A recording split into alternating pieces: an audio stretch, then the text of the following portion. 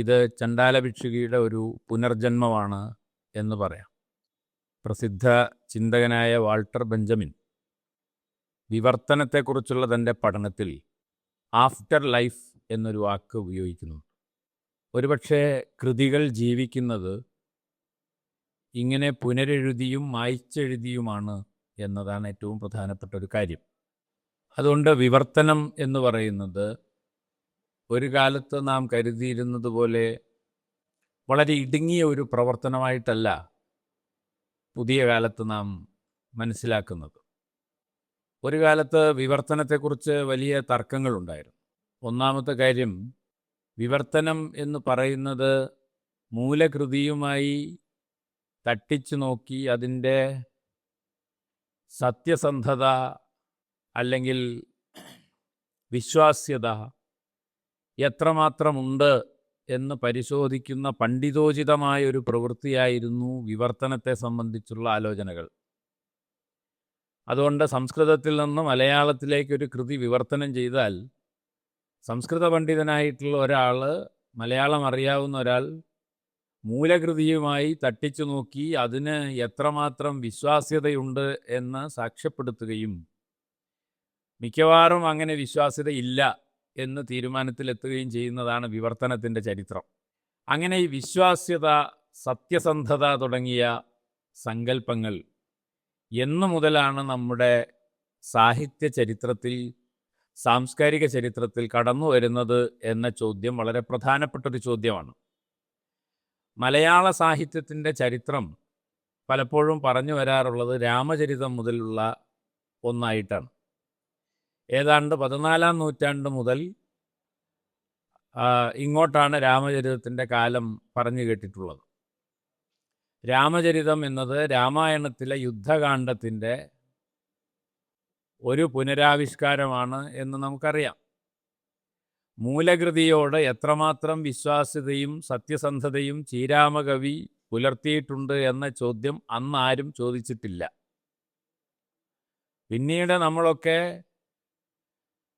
വളരെ അതിശയോക്തി കലർന്ന രീതിയിൽ പറയാറുള്ള ഭാഷയുടെ പിതാവ് എന്നൊക്കെ വിളിക്കുന്ന തുഞ്ചത്തെഴുത്തച്ഛൻ അദ്ദേഹത്തിൻ്റെ അധ്യാത്മരാമായണം കിളിപ്പാട്ട് എഴുതിയപ്പോൾ മൂലകൃതിയോട് എത്രമാത്രം സത്യസന്ധത പുലർത്തി എന്ന ചോദ്യം അന്നാരും ചോദിച്ചതായിട്ട് നമുക്കറിയില്ല.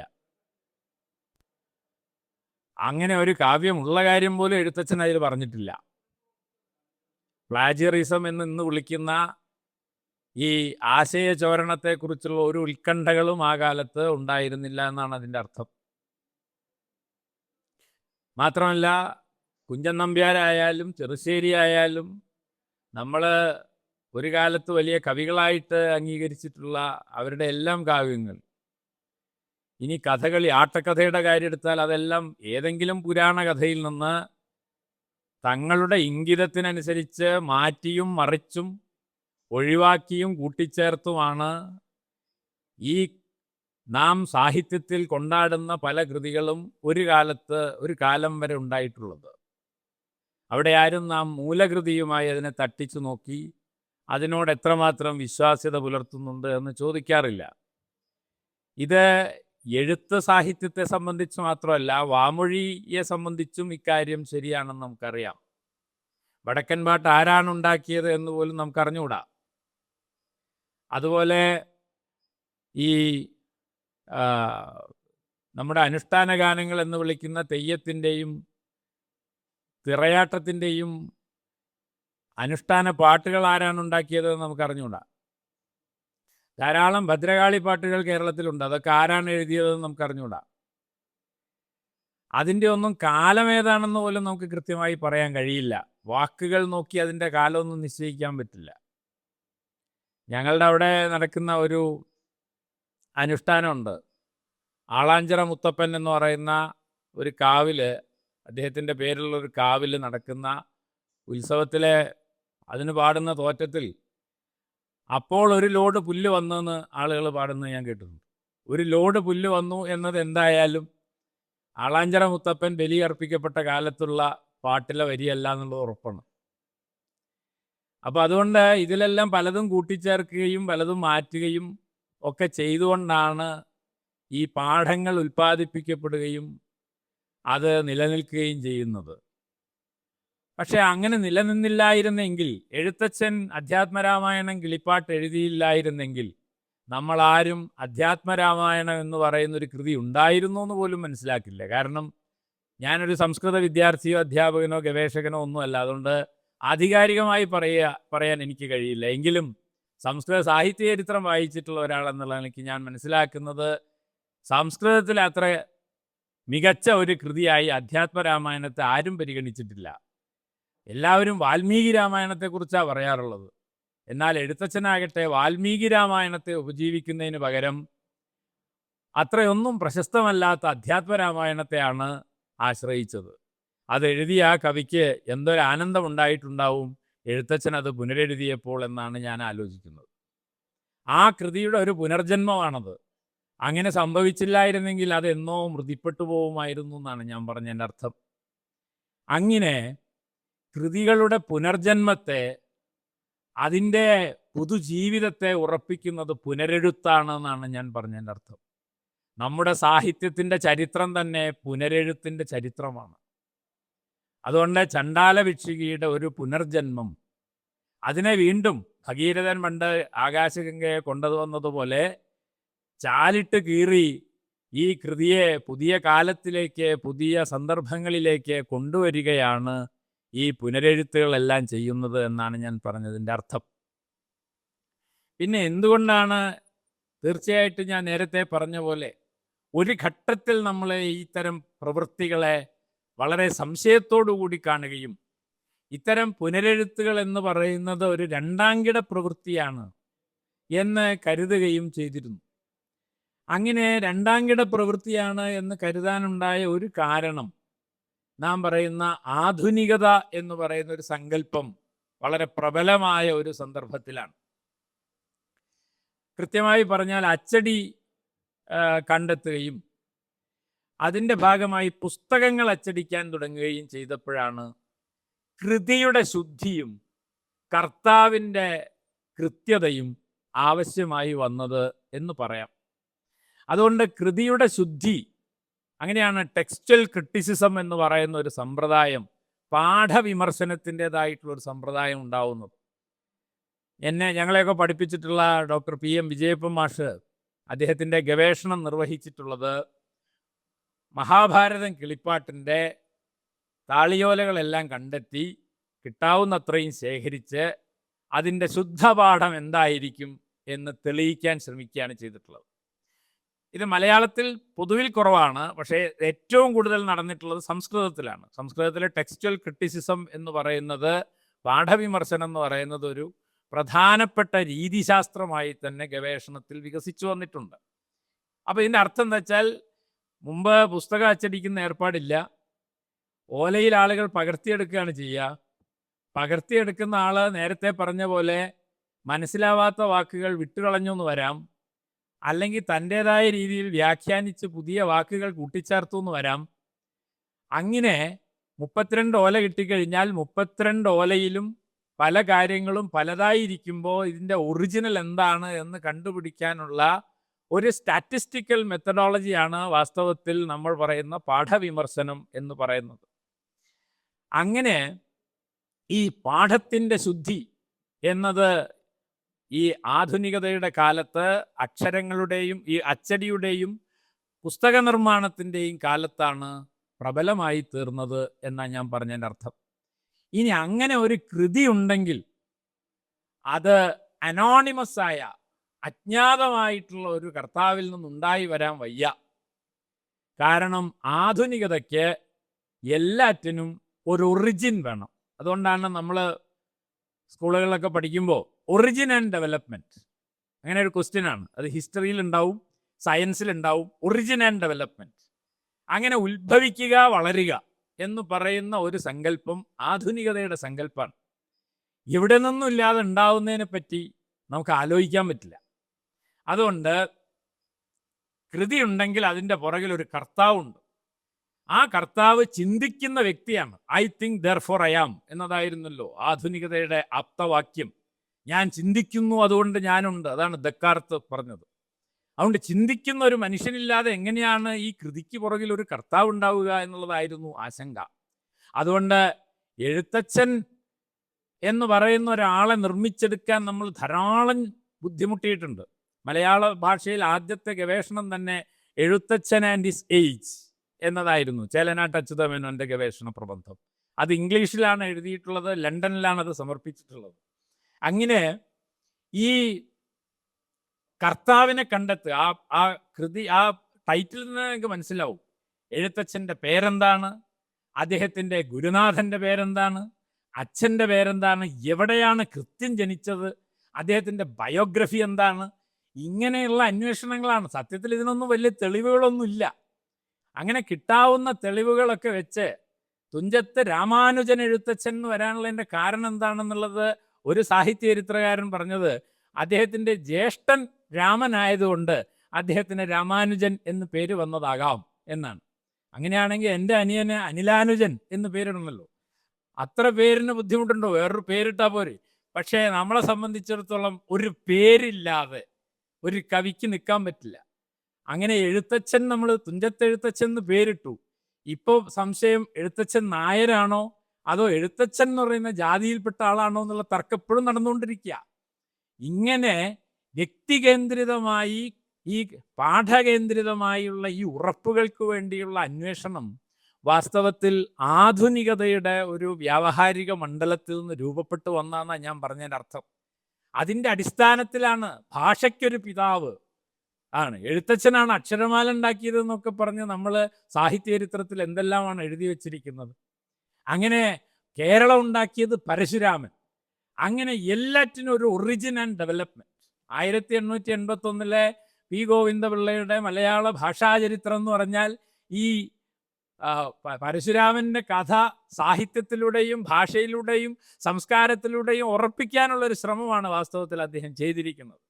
അങ്ങനെ നമുക്കൊക്കെ ഒരു ഉൽപ്പത്തി ഉണ്ടെന്നും അതിൽ നിന്നും മാറി വന്നവരാണ് നമ്മളെന്നും ഉള്ള ഈ ഒരു ഒതൻറ്റിസിറ്റിക്ക് വേണ്ടിയുള്ള, ആധികാരികതയ്ക്ക് വേണ്ടിയുള്ള ഈ ത്വര യഥാർത്ഥത്തിൽ ആധുനികതയുടെ ഉൽപ്പന്നമാണ്. അങ്ങനെയാണ് നാം ചിരിച്ചാലും കൊള്ളാം, കരഞ്ഞാലും കൊള്ളാം, പറഞ്ഞു പോകരുത് ഇത് മറ്റൊന്നിൻ്റെ പകർപ്പെന്നു മാത്രം എന്നാണ് എടശ്ശേരി ആധുനികതയെ വിവരിക്കുന്നത് തന്നെ. നിങ്ങൾ എൻ്റെ കൃതി വായിച്ച് നന്നെന്ന് പറഞ്ഞാലും മോശമായി എന്ന് പറഞ്ഞാലും എനിക്ക് വിരോധമില്ല. ഇത് ഞാൻ വേറൊരാളിൽ നിന്ന് പകർത്തിയതാണെന്ന് പറയരുത്. പകർപ്പിനെ പറ്റിയുള്ള ഭയം എത്രമാത്രം ഉണ്ടായിരുന്നു എന്നാണ് അതിൻ്റെ അർത്ഥം. എന്നാൽ ഇവിടെ നമ്മൾ ആഘോഷിക്കാൻ പോകുന്നത്, വൈകുന്നേരം കാണാൻ പോകുന്നത് ഒരു പകർപ്പിൻ്റെ ആട്ടമാണ്. അതാണ് പകർന്നാട്ടം എന്ന് പറയാം ആ അർത്ഥത്തിൽ. അത് ആ പകർപ്പിനെ നമ്മൾ ആദരിക്കുന്നു എന്നതാണ് ഏറ്റവും പ്രധാനം. അത് പകരുന്നു എന്നതിൻ്റെ അർത്ഥം അതിൻ്റെ മൗലികത നഷ്ടപ്പെടുന്നു എന്നല്ല. ഈ കൃതിക്ക് ഇതിൻ്റേതായ മൗലികതയുണ്ട് എന്ന് നാം ഇന്ന് അംഗീകരിക്കുന്നു. കാരണം ഇന്ന് നാം ആ ആധുനികതയുടെ കെട്ടുപാടുകളിൽ നിന്നൊക്കെ പുറത്ത് കടന്നിരിക്കുന്നു. അങ്ങനെ പാഠത്തെ പറ്റിയുള്ള നമ്മുടെ സങ്കല്പം തന്നെ മാറിയിരിക്കുന്നു. ഒറിജിനലായ ഒരു പാഠവും നിലനിൽക്കുന്നില്ല. അതാണ്. അപ്പം ഞാൻ ഒരു പുസ്തകം എഴുതുന്നു, ഒരു ലേഖനം എഴുതുന്നു, ഒരു കഥ എഴുതുന്നു. ആ കഥ ഈ പറഞ്ഞ പോലെ എൻ്റെ ചിന്തയിൽ നിന്ന് ഉറവെടുക്കുന്നതൊന്നും അല്ല. അതിനൊരു പശ്ചാത്തലമുണ്ട്, അതിന് പ്രേരണയായി നിൽക്കുന്ന നിരവധി പാഠങ്ങളുണ്ട്, ആലോചനകളുണ്ട്. അതൊന്നും എൻ്റേതല്ല. അതുകൊണ്ട് അക്കിത്തം പറഞ്ഞ പോലെ എൻ്റെ ഈ കൊമ്പനാനകൾ, എൻ്റെ ഈ മഹാക്ഷേത്രവും മക്കളെ എന്ന് പറഞ്ഞ പോലെ ഒരു പാഠവും സ്വതന്ത്രമായി നിൽക്കുന്നില്ല. എല്ലാ പാഠത്തിനും വേറെ എത്രയ്ക്കോ പാഠങ്ങളുടെ സ്വാധീനമുണ്ട്. അതുകൊണ്ടാണ് നേരത്തെ ഗണേശൻ മാഷും മാളവിയും ഒക്കെ സംസാരിക്കുമ്പോൾ എത്രയോ നൂറ്റാണ്ടുകളായി, സഹസ്രാബ്ദങ്ങളായി നിലനിൽക്കുന്ന ഈ ബൗദ്ധ കഥകളുടെ വലിയ ഒരു അന്തർപാഠപരത ഈ ചണ്ടാല ഭിക്ഷുകി എന്ന കാവ്യത്തിന് തന്നെ ഉണ്ട് എന്നതാണ് അർത്ഥം. അതുകൊണ്ട് അത് കുമാരനാശാന്റെ ചിന്തയിൽ നിന്ന് വന്നതാണ് എന്ന് നമുക്ക് പറയാൻ കഴിയില്ല. കുമാരനാശാന് മുമ്പും പല പാഠങ്ങളിലൂടെയാണ് അതെല്ലാം രൂപപ്പെട്ടു വന്നിട്ടുള്ളത്.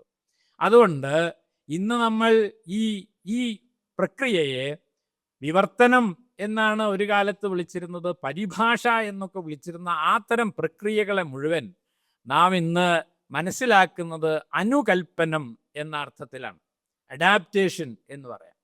അങ്ങനെ ചണ്ടാലഭിക്ഷുകി എന്ന ഒരു കാവ്യത്തെ മുൻനിർത്തിക്കൊണ്ടാണ് ശ്രീചിത്രൻ ഈ പറയുന്ന മാതംഗീചരിതം അനുകൽപ്പനം ചെയ്യുന്നതെങ്കിലും ആ അനുകൽപ്പന പ്രക്രിയ മാതംഗീ ചരിതം എന്ന് പറയുന്ന ഈ കൃതി ചണ്ഡാലഭിക്ഷുകിയെ മാത്രം ആശ്രയിച്ചുണ്ടായതാണെന്ന് പറയാനാവില്ല.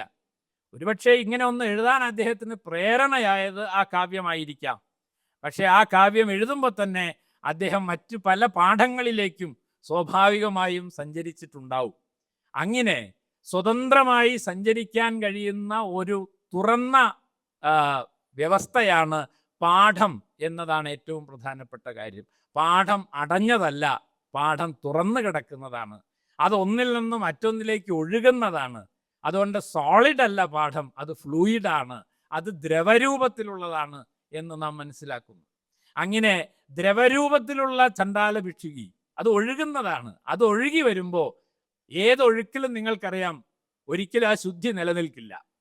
ഏതെങ്കിലും ഒരു സ്ഥലത്തുനിന്ന് ഒഴുകി വരുമ്പോൾ വഴിയിലുള്ളതൊക്കെ അതിൻ്റെ കൂടെ ചേർന്നിട്ടുണ്ടാവും. അങ്ങനെ ചേർന്ന ഈ കലർപ്പാണ് യഥാർത്ഥത്തിൽ പുനരെഴുത്തിൻ്റെ ആധാരം എന്ന് പറയും. പുനരെഴുത്ത് എന്നുള്ളതിനേക്കാൾ കുറച്ചും കൂടി ശരിയായൊരു വാക്കായിട്ട് ഇപ്പോൾ പറയാറുള്ളത് ഈ പാലിംസെസ്റ്റ് എന്നൊരു വാക്ക് പറയാറുണ്ട് ഇംഗ്ലീഷിൽ. അതായത് നമ്മൾ എഴുതിയ ഒരു പ്രതലം മായ്ച്ചിട്ട്, പണ്ട് ബോർഡ് സ്കൂളിലൊക്കെ നമ്മൾ അധ്യാപകർ ബോർഡിൽ എഴുതി പോവും. അങ്ങനെ എഴുതി പോയി കഴിഞ്ഞാൽ ആദ്യം സാമൂഹ്യപാഠത്തിൻ്റെ മാഷ് എഴുതിയത് മായ്ച്ചിട്ടായിരിക്കും കണക്കിൻ്റെ മാഷ് വന്ന് അതിൻ്റെ മുകളിൽ എഴുതുക. പക്ഷേ സാമൂഹ്യപാഠത്തിൻ്റെ മാഷ് എഴുതിയത് പലതും അതിൻ്റെ മുകളിൽ കിടക്കുന്നുണ്ടാവും. അതിൻ്റെ മുകളിൽ കൂടി അടുത്ത ആൾ എഴുതുന്നത്, അത് മായ്ച്ചാണ് അടുത്ത ആൾ എഴുതുന്നത്. അപ്പോൾ ഈ പഴയതിൻ്റെ പാടുകളുടെ മുകളിലാണ് പുതിയത് എഴുതുന്നത്. അതുകൊണ്ടാണ് ഈ പാലിംസെസ്റ്റ് എന്ന് പറഞ്ഞാൽ അത് മായ്ച്ചെഴുത്താണ്. അങ്ങനെ പുനരെഴുത്ത് എന്നതിനേക്കാൾ കുറെ കൂടി ശരിയായ ഒരു സംജ്ഞ മായ്ച്ചെഴുത്ത് എന്നതാണ് എന്നും. അങ്ങനെ ഈ പൂർവപാഠങ്ങളുടെ സ്മൃതി പരമ്പരയാണ് ഏതൊരു പാഠത്തിനകത്തുള്ളത് എന്നുമാണ് ഈ പുതിയ ഒരു സങ്കല്പം. ആ സങ്കല്പത്തിൽ നോക്കിയാൽ ഈ മാതംഗീ ചരിതത്തിനകത്ത് അനേക പാഠങ്ങളുടെ സ്മൃതി കിടക്കുന്നുണ്ടെന്നാണ് പറഞ്ഞതിൻ്റെ അർത്ഥം. അതിൻ്റെ മുഴുവൻ സാന്നിധ്യത്തിലാണ് ഈ പാഠം ഉണ്ടായി വരുന്നത്. അതുകൊണ്ട് പുനരെഴുത്ത് എന്നത് വളരെ പ്രധാനപ്പെട്ട, മായ്ച്ചെഴുത്ത് എന്ന് പറയുന്നത് വളരെ പ്രധാനപ്പെട്ട ഒരു സാംസ്കാരിക പ്രക്രിയയാണ്. അതാണ് നമ്മുടെ സാഹിത്യത്തെയും സംസ്കാരത്തെയും പാരമ്പര്യങ്ങളെയും മുന്നോട്ട് കൊണ്ടുപോയിട്ടുള്ളത്. അങ്ങനെ സംഭവിച്ചില്ലായിരുന്നെങ്കിൽ ഒരുപക്ഷെ എത്രയോ കൃതികളും സങ്കല്പനങ്ങളും ആശയങ്ങളും ഈ ഭാവനകളുമൊക്കെ വഴിയിൽ തടഞ്ഞു പോകുമായിരുന്നു. അങ്ങനെ വഴിയിൽ തടയാതെ ഈ കാവ്യങ്ങളെയും ഈ സങ്കല്പങ്ങളെയൊക്കെ പുതിയ കാലത്തേക്ക് സംക്രമിപ്പിക്കുന്നതിൽ ഈ പുനരെഴുത്തിനും മായ്ച്ചെഴുത്തിനും വലിയ പ്രസക്തിയുണ്ട് എന്നാണ് ഞാൻ പറഞ്ഞതിൻ്റെ ചുരുക്കം. ഇങ്ങനെ സംഭവിക്കുന്നതിൻ്റെ പുറകിൽ തീർച്ചയായും സന്ദർഭത്തിൻ്റെ സ്വാധീനം വളരെ പ്രധാനമാണ് എന്ന കാര്യവും കൂടി പറയാതിരിക്കാൻ നിവൃത്തിയില്ല. തീർച്ചയായും തുഞ്ചത്തെഴുത്തച്ഛനെ കുറിച്ച് നമ്മൾ പറയുമ്പോൾ എഴുത്തച്ഛൻ എന്തിനാണ് ആ കാലത്ത് ഇങ്ങനെ മലയാള ഭാഷയിലേക്ക് അധ്യാത്മരാമായണത്തെ മായ്ച്ചെഴുതിയത് എന്ന ചോദ്യം പ്രധാനമാണ്. അങ്ങനെ നോക്കുമ്പോൾ അതിന് സാഹിത്യത്തിനകത്ത് മാത്രം അതിൻ്റെ ഉത്തരം തിരഞ്ഞാൽ മതിയാവുകയില്ല. തീർച്ചയായും സാഹിത്യം എന്ന് പറയുന്ന ഒരു വ്യവസ്ഥ നിലനിൽക്കുന്നത് സാമ്പത്തികവും സാമൂഹ്യവും രാഷ്ട്രീയവുമായ മറ്റ് വ്യവസ്ഥകളുമായി കൊണ്ടും കൊടുത്തുമാണ് എന്ന് നമുക്കറിയാം. അതുകൊണ്ട് എഴുത്തച്ഛൻ ജീവിച്ച മധ്യകാലം എന്ന് പറയുന്നത് ഈ സവിശേഷമായ ഒരു കേരളീയ അന്തരീക്ഷം ആയിരുന്നു നമുക്കറിയാം. നാടുവാഴികൾ തമ്മിലുള്ള തർക്കങ്ങളും ഒക്കെ നിലനിന്നിരുന്ന ഒരു രാഷ്ട്രീയ സന്ദർഭമായിരുന്നു അത് എന്ന് ഏറെക്കുറെ ചരിത്രം പഠിക്കുന്ന ആളുകൾ ഇന്ന് നമ്മളോട് പറയുന്നുണ്ട്.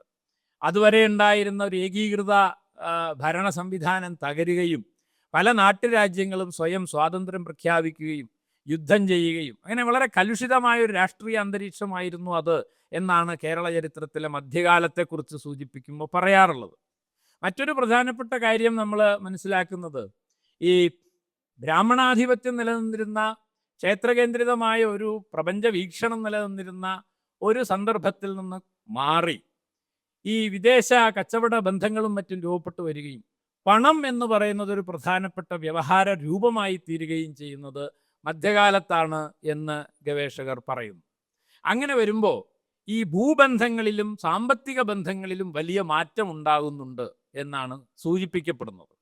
അങ്ങനെ വരുമ്പോൾ ഈ ജന്മിയിൽ നിന്ന് ഭൂമി പാട്ടത്തിനെടുക്കുക. പാട്ടം പലതരത്തിലാണ്. അതിലൊരു പ്രധാനപ്പെട്ടതാണ് ഈ കാണവ്യവസ്ഥ എന്ന് പറയുന്നത്. ആണ്. കാണം വിറ്റും ഓണമുണ്ണണം എന്ന് പറയുന്നതിലെ കാണം. 12 വർഷത്തേക്ക് ഭൂമി പാട്ടത്തിനെടുക്കുന്ന ഒരു ഏർപ്പാടായിരുന്നു കാണം എന്നാണ് പറയുന്നത്. അങ്ങനെ 12 വർഷത്തിനിടയ്ക്ക് ഭൂമി പാട്ടത്തിനെടുക്കുമ്പോൾ കാണപ്പണം എന്ന് പറയുന്ന ഒന്ന് ജന്മിക്ക് കൊടുക്കണം. അത് പണമായിട്ടാണ് കൊടുത്തിരുന്നത്. പകരം കൃഷി ചെയ്യുന്നതിലെ ഒരു പങ്ക് പാട്ടമായിട്ട് ജന്മിക്ക് കൊടുക്കണം. ഇതായിരുന്നു വ്യവസ്ഥ. അങ്ങനെ ഒരർത്ഥത്തിൽ ഈ പാട്ടം എന്ന് പറയുന്നത് ഒരു ഫ്യൂഡൽ വ്യവസ്ഥയുടെ ഭാഗവും പലിശ എന്ന് പറയുന്നത് പുത്തൻ സാമ്പത്തിക ക്രമത്തിൻ്റെ ഒരു മുതലാളിത്തത്തിൻ്റെ യുക്തിയാണ് കാണപ്പണത്തിൻ്റെ പലിശ എന്ന് പറയുന്നത്. അപ്പോൾ പലിശയും പാട്ടവും തമ്മിലുള്ളൊരു മത്സരത്തിൽ സ്വാഭാവികമായും ക്യാപിറ്റലിസമാണല്ലോ വിജയിക്കുക. അങ്ങനെ പലിശ കൂടുകയും ഈ പാട്ട് കൊടുത്തതിന് ശേഷവും ഈ കുടിയാന് ഈ ഭൂമി പാട്ടത്തിനെടുത്ത ആൾക്ക് ഈ ആവശ്യമായ തുക ജന്മിക്ക് തിരിച്ചു കൊടുക്കാൻ കഴിയാതെ വരികയും ചെയ്യുന്ന ഒരു സന്ദർഭത്തിൽ ആ ഭൂമി അയാളുടെ സ്വന്തമായി തീരും. അങ്ങനെ ഈ കാണക്കുടിയാന്മാരിൽ പലരും ഒരർത്ഥത്തിൽ സമൂഹത്തിൽ ഭൂമിയുടെ അധിപന്മാരായി വരുന്ന ഒരു സാഹചര്യം ഉണ്ടായിരുന്നു മധ്യകാലത്ത് എന്നാണ് പുതിയ ചില ഗവേഷണങ്ങൾ സൂചിപ്പിക്കുന്നത്. അതിലേറ്റവും പ്രധാനപ്പെട്ട ഒരു വർഗം നായർ സമുദായമായിരുന്നു. അങ്ങനെ നായർ എന്ന് പറയുന്ന ഒരു ജാതി, നായർ എന്ന് പറയുന്ന ഒരു സമുദായമായി, ഒരു കമ്മ്യൂണിറ്റിയായി മാറുന്നതിൻ്റെ ഏറ്റവും ശക്തമായ തെളിവുകൾ നമുക്ക് ലഭിക്കുന്നത് മധ്യകാലത്താണ് എന്നും ആ നായർ സമുദായ രൂപീകരണത്തിൻ്റെ അവരൊരു പുതിയ എക്കണോമിക് ക്ലാസ് ആയിട്ട് സമൂഹത്തിൽ രൂപപ്പെട്ടു വരുമ്പോൾ അങ്ങനെയുള്ള ഒരു സമൂഹത്തിന് സാമ്പത്തികമായിട്ടുള്ള അഭിവൃദ്ധി ഉണ്ടാവുമ്പോൾ തന്നെ സാംസ്കാരികമായിട്ടുള്ള ഒരു ഉള്ളടക്കം ഞങ്ങൾക്കില്ല എന്ന പരിമിതി അവർക്കുണ്ടായിരുന്നു. അതാണ് ഏറ്റവും പ്രധാനപ്പെട്ട കാര്യം. പി ഗോവിന്ദപിള്ളയുടെ ഈ ഭാഷാചരിത്രമൊക്കെ വായിച്ചു നോക്കിയാൽ അത് മനസ്സിലാവും. ശൂദ്രർക്ക് വിദ്യ നിഷേധിച്ചും സംസ്കൃതത്തിലുള്ള അറിവ് നിഷേധിച്ചും ഈ പറയുന്ന വേദ, ഉപനിഷത്ത്, ഇതിഹാസ പാരമ്പര്യങ്ങൾ എന്നൊക്കെ മാറ്റി നിർത്തി ഉണ്ടായിരുന്ന ഒരു സാഹചര്യം മാറി ഞങ്ങൾക്കും അതിൻ്റെയൊക്കെ ഒരു സംസ്കാരം ആവശ്യമാണ് എന്ന് വരുന്ന സന്ദർഭത്തിൽ ഈ പുതിയ സമ്പന്നവർഗത്തിൻ്റെ സാംസ്കാരികമായ ഉള്ളടക്കം നിർമ്മിച്ച ഒരാളാണ് എഴുത്തച്ഛൻ എന്നും അതുകൊണ്ട് എഴുത്തച്ഛനെ ഇന്ന് നമ്മൾ കാണുന്ന പോലെ ഒരു ജാതിവിരുദ്ധനായി ചിത്രീകരിക്കേണ്ട കാര്യമൊന്നുമില്ല. പക്ഷെ അതിനകത്ത് ബ്രാഹ്മണ സംസ്കാരത്തിൻ്റെ അല്ലെങ്കിൽ ഈ പറയുന്ന സംസ്കൃതത്തിൻ്റെ ആധിപത്യത്തിനെതിരെയുള്ള കലഹമുണ്ട്. പക്ഷെ ആ കലഹം ഇന്ന് നമ്മൾ കാണുന്ന പോലെയുള്ള ഒരു ജാതിവിരുദ്ധ സമരത്തിൻ്റെ ഭാഗമായിട്ട് അങ്ങനെ നമ്മൾ അദ്ദേഹത്തെ ചിത്രീകരിക്കേണ്ട ആവശ്യമില്ല. അപ്പോൾ ചരിത്രപരമായിട്ടുള്ള ഒരു പ്രക്രിയയിൽ അധ്യാത്മരാമായണം, കിളിപ്പാട്ട് ഈ പറയുന്ന സമുദായത്തിൻ്റെ സാംസ്കാരിക സമ്പത്തായിട്ടാണ് രൂപപ്പെട്ടു വന്നിട്ടുള്ളത്. അതുകൊണ്ടാണ് രാമായണം വായിക്കുക എന്ന് പറയുന്നത് എല്ലാ സമുദായങ്ങളുടെയും സംസ്കാരത്തിൻ്റെ ഭാഗമായിരുന്നില്ല. അതൊരു സവിശേഷ പ്രദേശത്തെ സവിശേഷ സാമൂഹ്യ വിഭാഗത്തിൻ്റെ ജീവിതക്രമത്തിൻ്റെ ഭാഗമായിരുന്നു രാമായണം. ഇന്നിപ്പോൾ രാമായണം എല്ലാവരുടേതാണെന്ന് നമ്മൾ വരുത്തി തീർത്തത് അത് വേറൊരു തരത്തിൽ വ്യാഖ്യാനിക്കേണ്ടതാണ്. ഏതായാലും മാത്യു അർണോൾഡ് പറയുന്ന ഒരു കാര്യം, ഇംഗ്ലണ്ടിലൊരു പുതിയ സമ്പന്നവർഗം ഉണ്ടായി വന്നപ്പോൾ ആ സമ്പന്നവർഗത്തിന് സാംസ്കാരികമായ സമ്പത്തില്ല, ഒരു കൾച്ചറൽ ക്യാപിറ്റൽ ഇല്ല എന്ന് വരുമ്പോഴാണ് ഈ വേദോപനിഷത്തുകളിലൊക്കെ ഉള്ള കാര്യം തന്നെയാണ് എഴുത്തച്ഛൻ ഈ പറയുന്ന ഹരിനാമകീർത്തനത്തിലായാലും ഈ അദ്ദേഹത്തിൻ്റെ മറ്റ് കൃതികളിലായാലും ഈ വേദോപനിഷത്തുകളിലുള്ള സാരമാണ് അതിനകത്തുള്ളത്. അപ്പോൾ ആ സാരം എല്ലാവരുടേതെന്ന് പറഞ്ഞാൽ ഈ പുതിയ വർഗത്തിൻ്റെ സമ്പത്തായി തീരുകയും അങ്ങനെ അവർക്ക് എന്താണോ ഇല്ലാതിരുന്നത്, ലാക്ക് എന്ന് പറയുന്നത് എന്താണോ ആ ലാക്കിനെ പരിഹരിക്കുക എന്നുള്ളതായിരുന്നു വാസ്തവത്തിൽ എഴുത്തച്ഛൻ ചെയ്ത ദൗത്യം എന്ന് നാം മനസ്സിലാക്കുന്നു. ചുരുക്കി പറഞ്ഞാൽ അധ്യാത്മരാമായണത്തിൻ്റെ പുനരെഴുത്തിന് പുറകിൽ സാമ്പത്തികവും സാംസ്കാരികവുമായിട്ടുള്ള രാഷ്ട്രീയവുമായിട്ടുള്ള കാരണങ്ങൾ ഉണ്ടായിരുന്നു എന്നാണ് ഞാൻ പറഞ്ഞതിൻ്റെ ചുരുക്കം. അങ്ങനെ വന്നാൽ ഈ പുനരെഴുത്തിനും സാമ്പത്തികവും സാംസ്കാരികവും രാഷ്ട്രീയമായിട്ടുള്ള ചില കാരണങ്ങൾ ഉണ്ടാവും. അതാണ് നമ്മൾ അന്വേഷിക്കേണ്ടി വരിക. എന്തിനാണ് ഈ കാവ്യത്തിൽ മറ്റേ ചണ്ഡാലഭിക്ഷുകിയിൽ ഇല്ലാത്ത ചില കഥാപാത്രങ്ങളെ ഇതിനകത്ത് ശ്രീചിത്രം കൊണ്ടുവരുന്നുണ്ട്. അങ്ങനെ ബ്രാഹ്മണ്യത്തെ സംരക്ഷിച്ചു നിർത്താനുള്ള തത്രപ്പാടിലുള്ള ചില കഥാപാത്രങ്ങൾ അതൊന്നും ചണ്ഡാലഭിക്ഷുകിയിലില്ല. അങ്ങനെ ബ്രാഹ്മണ്യത്തിൻ്റെ വശത്ത് നിന്നുകൊണ്ടുള്ള ചില കഥാപാത്രങ്ങളെയും ബ്രാഹ്മണ്യത്തെ എതിർക്കുന്ന ബുദ്ധനും നേരത്തെ പറഞ്ഞ ആനന്ദനും മാതങ്കിയൊക്കെ ഉൾപ്പെട്ട ഒരു വിഭാഗവും തമ്മിലുള്ള വളരെ നാടകീയമായ സംഘർഷമാണ് മാതങ്കി ചരിതത്തിലുള്ളത്. അത് ചണ്ഡാലഭിക്ഷുകിയിലുള്ളതല്ല. ചണ്ഡാലഭിക്ഷുകി നേരത്തെ ഗണേശൻ മാഷ് വളരെ കൃത്യമായിട്ട് സൂചിപ്പിച്ചു. ഈ തേരിഗാഥകളിൽ നമ്മൾ കാണുന്ന സ്ത്രീകളൊക്കെ ഏതെങ്കിലും തരത്തിൽ ഭയങ്കരമായ പീഡനങ്ങളും ജീവിതത്തിലെ പ്രയാസങ്ങളും നേരിട്ട് ബുദ്ധൻ്റെ അടുത്ത് അഗതികളായി വന്നു പെടുന്നവരാണ് മിക്കവാറും. എന്നാൽ മാതങ്കി അങ്ങനെയല്ല. ആനന്ദനോടുള്ള പ്രേമം കൊണ്ടാണ് സത്യത്തിൽ അവള് ഈ ജ്ഞാനാന്വേഷണത്തിന് മുതിരുന്നത്. പിന്നീട് അവള് സന്യാസി ആയിത്തീരുകയാണ് ചെയ്തത്. എന്നാൽ എന്തുകൊണ്ടായിരിക്കും ആശാൻ ആ കഥ അങ്ങനെ മാറ്റിയത്? അത് കാൽപ്പനികതയുടെ കാലമായിരുന്നു. പ്രണയം എന്ന് പറയുന്ന ഒരു അനുഭവം മലയാളിക്ക് ഉണ്ടായി വരുന്നൊരു കാലമായിരുന്നു. അന്ന് അങ്ങനെയാണ് ആ കഥ അവതരിപ്പിക്കപ്പെട്ടത്. എന്നാൽ ഇന്ന് നമ്മുടെ സമൂഹത്തിൽ ജാതിബോധങ്ങളും ഈ പറയുന്ന പോലെ വൈദിക സംസ്കാരത്തിൻ്റെ അമിതമായിട്ടുള്ള കടന്നുകയറ്റവും ഒക്കെ സംഭവിച്ചുകൊണ്ടിരിക്കുന്ന ഒരു സവിശേഷ സാഹചര്യത്തിൽ ശ്രീചിത്രന് പ്രണയത്തെക്കുറിച്ചല്ല പറയാനുള്ളത്, ജാതിയെക്കുറിച്ചാണ് പറയാനുള്ളത്. കാരണം ആ ജാതി തന്നെ നമ്മുടെ സമൂഹത്തിൽ സവിശേഷമായ ഒരു രാഷ്ട്രീയ പ്രയോഗമായി തീരുകയും അടുത്ത ജന്മത്തിൽ എന്നെ ബ്രാഹ്മണനാക്കണേ എന്ന് പ്രാർത്ഥിക്കുന്നവർ പാർലമെന്റിൽ എത്തുകയും ഒക്കെ ചെയ്യുന്ന സവിശേഷമായ ഒരു സാഹചര്യത്തിൽ ജാതി തന്നെയാണ് പ്രധാനമെന്ന് ഒരുപക്ഷെ ശ്രീചിത്രൻ കരുതുന്നു.